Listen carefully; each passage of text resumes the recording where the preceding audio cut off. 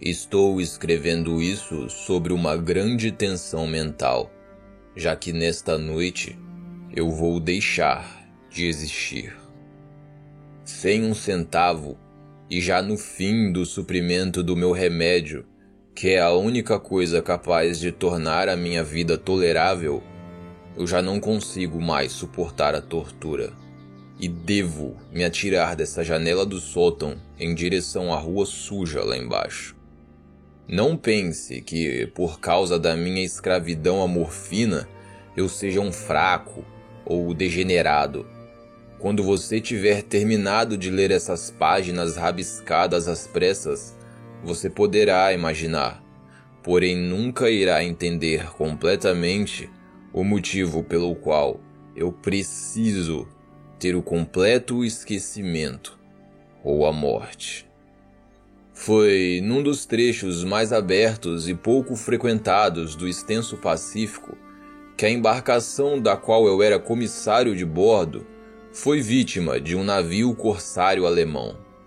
A Grande Guerra estava até então bem no seu início, e as forças oceânicas dos povos hunos não haviam afundado completamente para suas degradações posteriores, de modo que nossa embarcação se tornara um legítimo prêmio, enquanto nós da tripulação fomos tratados com toda a equidade e consideração devida a nós como prisioneiros navais. Era tão que 5 dias após termos sido tomados, eu consegui escapar para um bom período de tempo. Quando finalmente me encontrei à deriva e livre, eu não tinha a mínima ideia do que me rodeava. Nunca fui um navegador competente. Eu só podia adivinhar vagamente pelo sol e pelas estrelas que eu estava um pouco ao sul do Equador. Da longitude eu nada sabia, e nenhuma ilha ou linha costeira estava à vista. O tempo se manteve firme, e por incontáveis dias eu flutuei sem direção debaixo do sol escaldante, esperando por algum navio passageiro ou ser atirado às praias de alguma terra habitável. Mas nem navio ou terra apareceu, e eu comecei a me desesperar em minha solidão sobre a vastidão ondulante de interminável azul. A mudança, porém, aconteceu enquanto eu dormia, sem que eu percebesse. Seus detalhes eu jamais saberei. Já o meu sono, quando finalmente acordei, foi para me encontrar sugado pela metade numa extensão viscosa de lama negra infernal, que se estendia em monótonas ondulações até onde me com certa distância.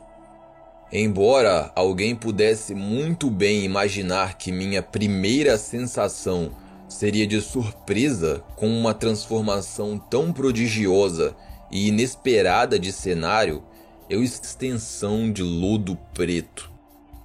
Contudo, a própria plenitude da quietude e a homogeneidade da paisagem me oprimiram com um medo nauseante.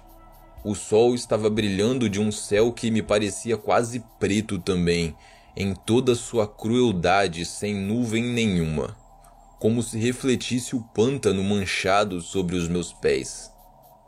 Enquanto eu me rastejava em direção ao barco encalhado, eu percebi que apenas uma teoria poderia explicar a minha situação.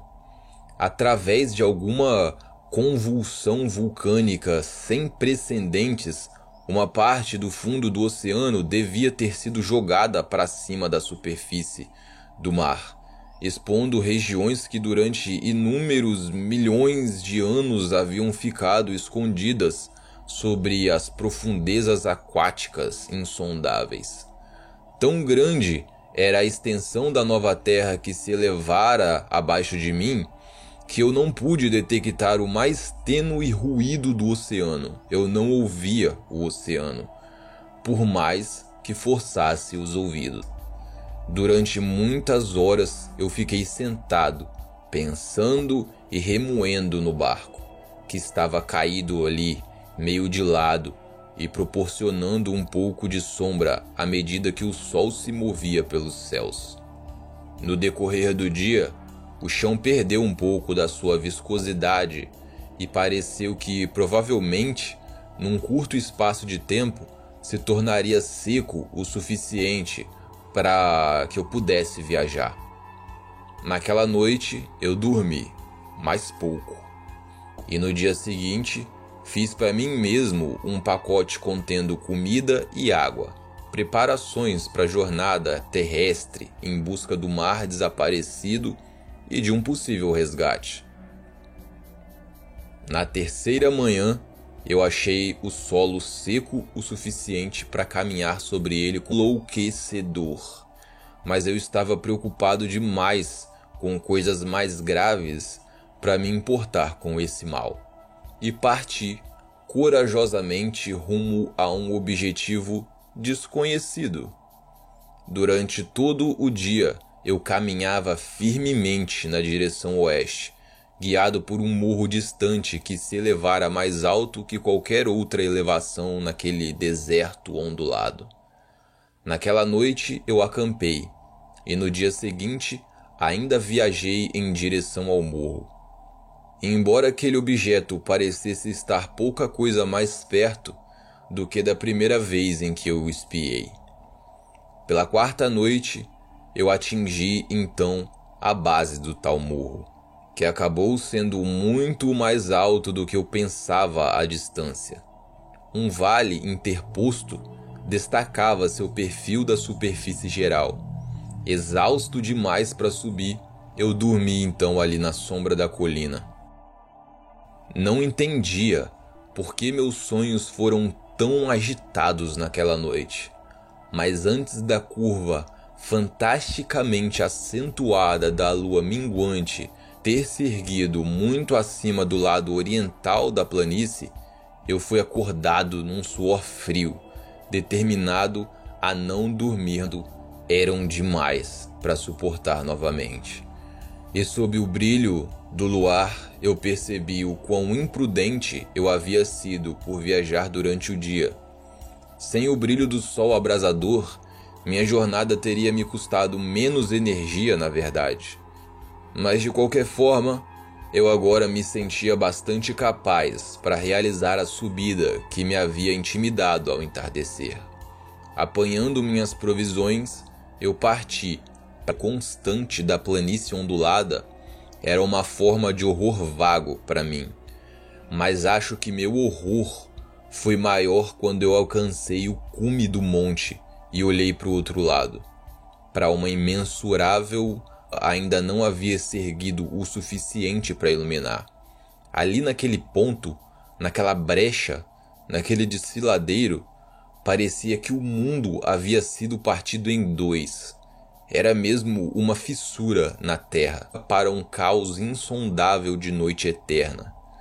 Pelo meu terror, passaram curiosas reminiscências de um poema chamado Paraíso Perdido e da hedionda ascensão de Satã pelos reinos indecorosos das trevas, de tão escuro que era o desfiladeiro. Mas eu não tinha mais para onde ir. Eu precisava atravessar, descer e subir pelo outro lado. À medida que a lua subiu mais alto no céu, eu comecei a notar que as encostas do vale não eram tão perpendiculares quanto eu havia imaginado. Ressaltos e afloramentos da rocha forneciam apoios razoavelmente fáceis de pés para uma descida, enquanto após o mergulho de mais algumas dezenas de metros, o declive se tornou bastante gradual. E impelido por um impulso que não consigo definitivamente analisar, eu desci com dificuldade pelas rochas e parei na encosta menos íngreme abaixo, fitando as profundezas tenebrosas onde nenhuma luz jamais havia penetrado.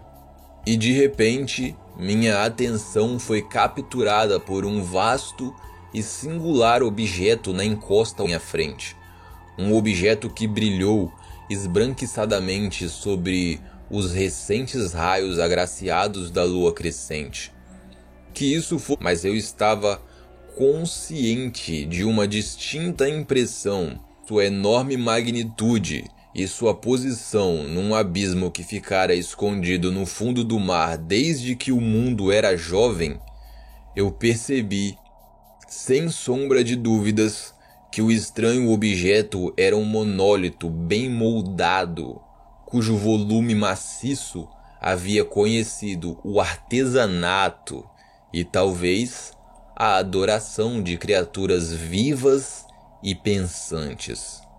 Pasmo e assustado, mas não sem uma certa excitação de prazer científico ou arqueológico, eu examinei meu entorno mais de perto. A lua, agora perto da metade de seu percurso, brilhava estranhamente e vividamente acima das escarpas altas que cercavam o abismo. E isso revelava muito daquela escuridão de antes. Revelava o fato de que uma extensa corrente de água corria em seu fundo, até se perder de vista em ambas as direções, e quase lambia meus pés enquanto eu estava na encosta. Do outro lado do abismo, as pequenas ondas lavavam a base do monólito ciclópico, sobre cuja superfície eu podia agora distinguir tanto inscrições quanto esculturas brutas. A escrita estava num sistema de hieróglifos desconhecidos para mim e diferente de tudo o que eu já havia visto em livros, consistindo em sua maior parte de símbolos aquáticos convencionais, como peixes, enguias, polvos, crustáceos, moluscos, baleias e coisas assim. Diversos caracteres obviamente representavam coisas marinhas que eram desconhecidas para o mundo moderno, mas cujas formas em decomposição eu havia observado naquele deserto de lodo preto. Foram os entalhes pictóricos, porém, que mais me encantaram.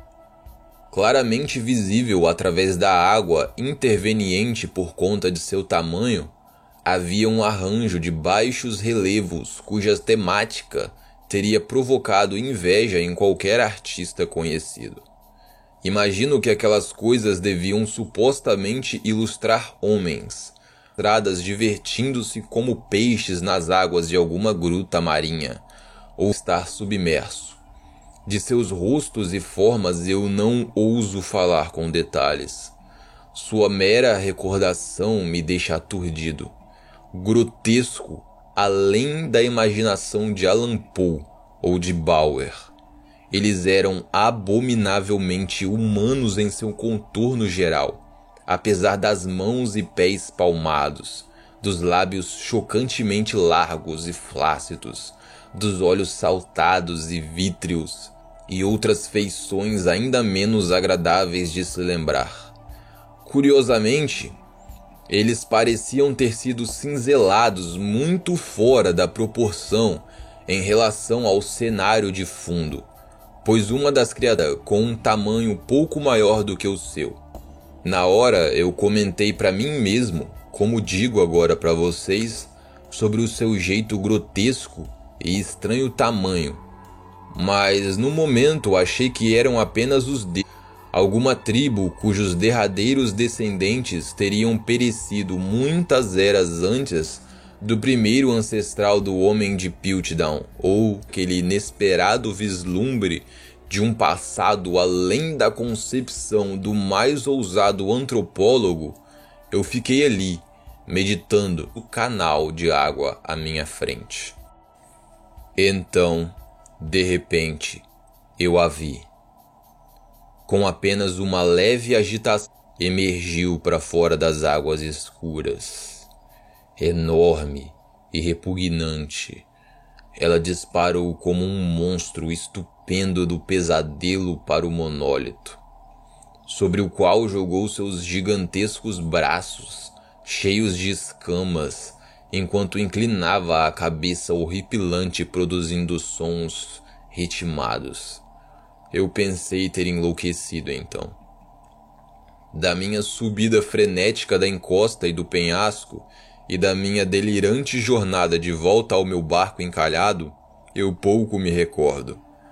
Creio que cantei muito e ri estranhamente quando era incapaz de cantar. Eu tenho vagas recordações de uma grande tempestade algum tempo depois de alcançar o barco. De qualquer forma, sei que ouvi o estrondo de trovões e outros ruídos que a natureza expressa somente em seus humores.